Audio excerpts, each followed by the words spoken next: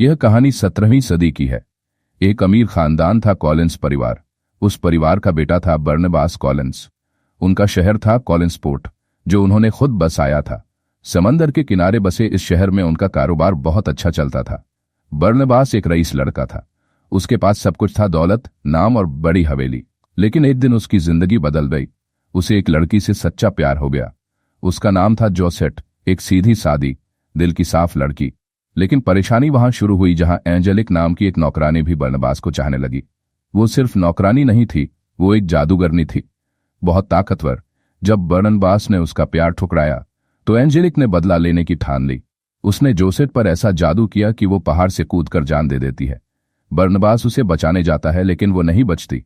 दुखी होकर बर्नबास भी कूद जाता है, लेकिन एंजेलिक उसे मरने नहीं देती। वो उसे वैम्पायर बना देती है। अब बर्नबास इंसान नहीं रहता, उसे भूख लगती है खून की। गांव के लोग उसे राक्षस समझकर पकड़ लेते हैं और एंजेलिक के कहने पर उसे एक ताबूत में बंद करके जमीन में दफना देते हैं। लगभग 200 साल बाद 1972 में कुछ मजदूर गलती से उस ताबूत को खोद निकालते हैं। बर्नबास बाहर आता है। अब दुनिया पूरी तरह बदल चुकी है। कारें, बल्ब, कपड़े, सब नया। वो वापस अपनी पुरानी हवेली लौटता है, कॉलिनवुड। लेकिन अब वो हवेली जर्जर हो चुकी होती है और वहां उसका वंशज परिवार बड़ी मुश्किल से गुजारा कर रहा होता है। वहां उसकी मुलाकात होती है विक्टोरिया नाम की एक लड़की से, जो हूबहू जोसेट जैसी दिखती है। बर्नबास को फिर से प्यार हो जाता है और वो तय करता है कि वो अपने परिवार का नाम फिर से ऊंचा करेगा, अपने खजाने और ताकत से।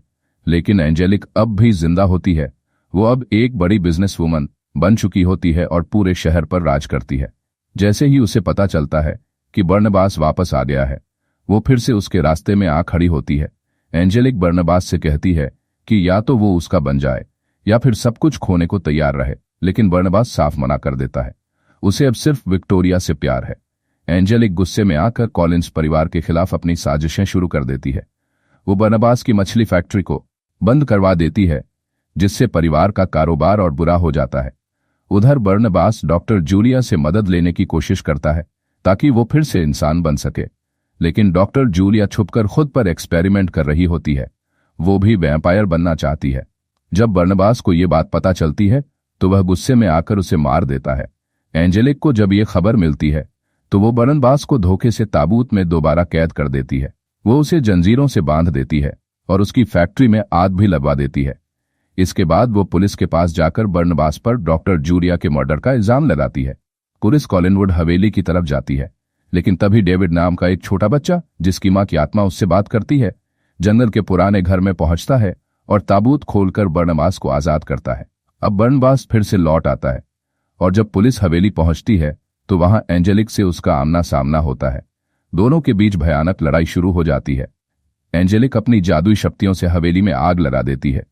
वह घर के सामान को जिंदा कर देती है, सांप भेजती है, सबको डराने लगती है। वो एलिजाबेथ और बाकी लोगों पर हमला करती है।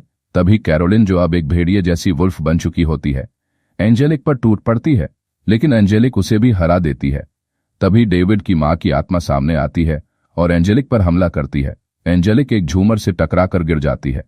बर्नबास तब आजाद हो जाता है और सबको बाहर भेज देता है। वो एंजेलिक के पास जाता है और देखता है कि अब उसकी मौत का वक्त आ गया है। झूमर टूटता है और एंजेलिक हमेशा के लिए खत्म हो जाती है।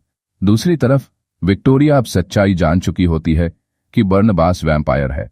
वो उसी चट्टान पर चली जाती है जहां से जोसेट ने कभी कूदकर जान दी थी। विक्टोरिया कहती है कि वो इंसान है और बर्नबास से एक नहीं हो सकती, इसलिए वो भी छलांग लगाती है। लेकिन बर्नबास उसे गिरने से पहले काट लेता है, जिससे विक्टोरिया नहीं मरती बल्कि वैम्पायर बन जाती है। अब दोनों एक जैसे हो जाते हैं और हमेशा के लिए साथ रह सकते हैं। कहानी के बिल्कुल आखिर में हमें समंदर में डॉक्टर जूलिया की लाश दिखती है। उसकी आंखें खुल जाती हैं क्योंकि बर्नबास ने उसे काटा था। अब वो भी एक वैम्पायर बन चुकी होती है।